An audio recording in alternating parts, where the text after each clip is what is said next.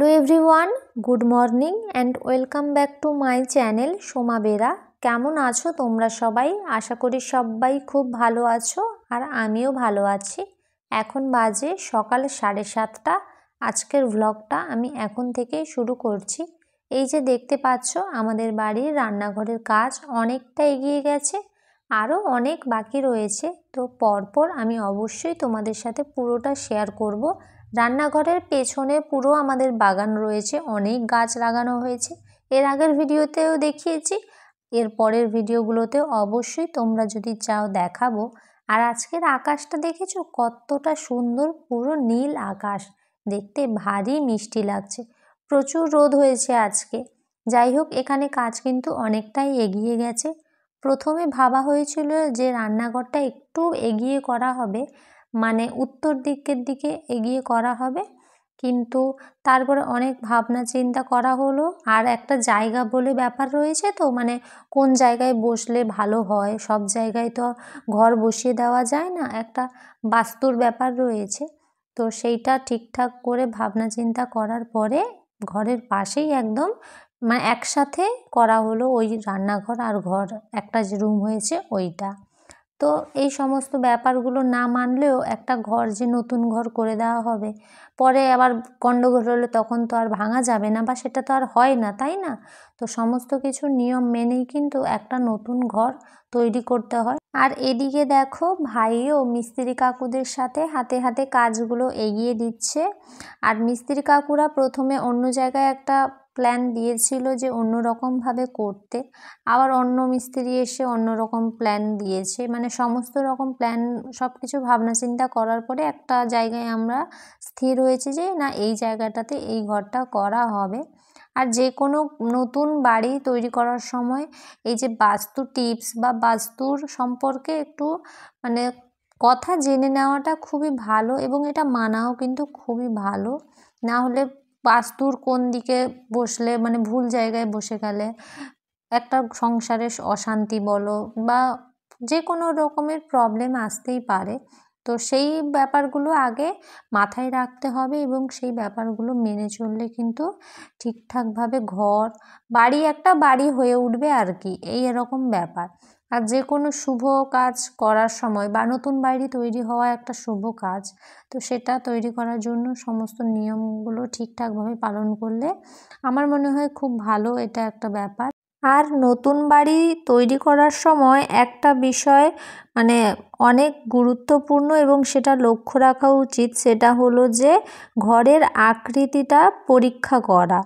বাড়ির জন্য বাস্তু অনুসারে ঘরটি বর্গাকার বা আয়তক্ষেত্রাকার আকারে হওয়া উচিত, গোলাকার বা ত্রিকোণ এরকম ঘর যেন না হয়। অনেকে নতুন নতুন স্টাইলে নতুন ডিজাইনে অনেক রকম ঘর করে ফেলেন, কিন্তু বর্গাকার বা আয়তক্ষেত্রাকার ঘর হওয়া কিন্তু বাস্তুসম্মত, এটা খুবই ভালো।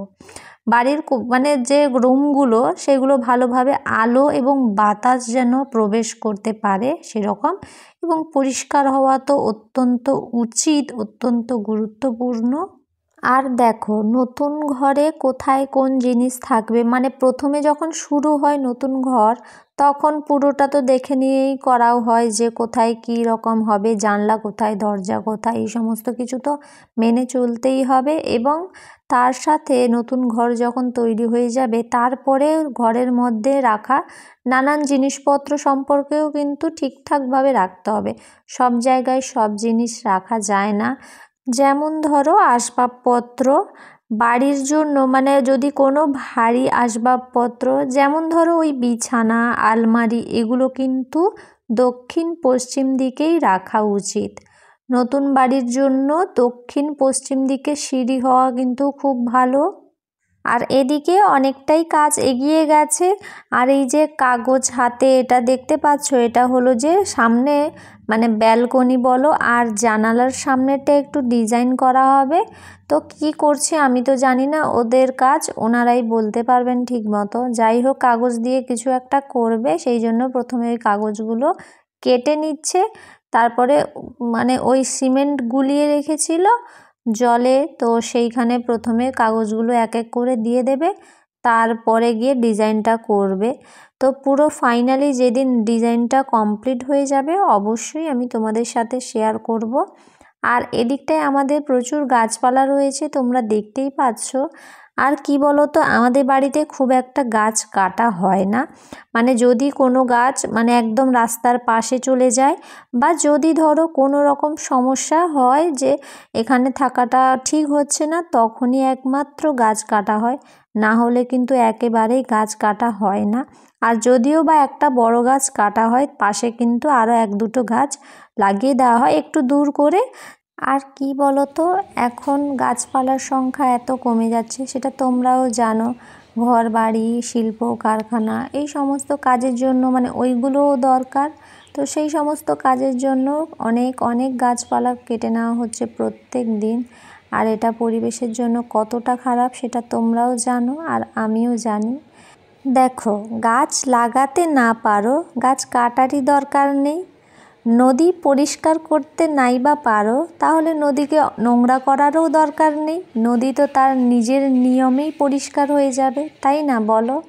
আজকে আমাদের বাড়ির বাগানের মানে ফুল গাছে দেখো কত ফুল ফুটেছে, মানে এত ভালো লাগছে দেখে। আর এই যে দুটো প্রজাপতি দেখতে পাচ্ছ, প্রত্যেক দিন আসে ফুলের মধু খেতে। আর আমাদের সামনেরটা প্রচুর ফুল গাছ লাগানো হয়েছে, আর এই দুটো প্রজাপতি প্রত্যেক দিন আসে। প্রত্যেক দিন তার ভিডিও করা হয় না, আজকে একটু ভালো লাগলো। আর আজকের আকাশটা এত ভালো লাগছে, তো সেই জন্য ভাবলাম যে সবটা মিলিয়ে এত সুন্দর একটা পরিবেশ, সেটা ভিডিও না করে আর পারলাম না। যাই হোক, তোমরাও জানিও কেমন লাগছে, আর আমাদের বাড়ির পুরো বাগানটা তোমাদের কেমন লাগছে, নতুন ঘরের মানে ডিজাইন বা প্ল্যানটাও তোমাদের কেমন লাগলো সেটা জানিও। তো বন্ধুরা, আমি এমনিতে খুব একটা ডেলি ভ্লগ তোমাদের সাথে শেয়ার করি না, বেশিরভাগ ভিডিওতে কোথাও ঘুরতে গেলে বা স্কিন কেয়ারের উপরে ভিডিও দিই। এই নতুন বাড়ি হচ্ছে আমাদের, সেই জন্যই একটু তোমাদের সাথে শেয়ার করলাম।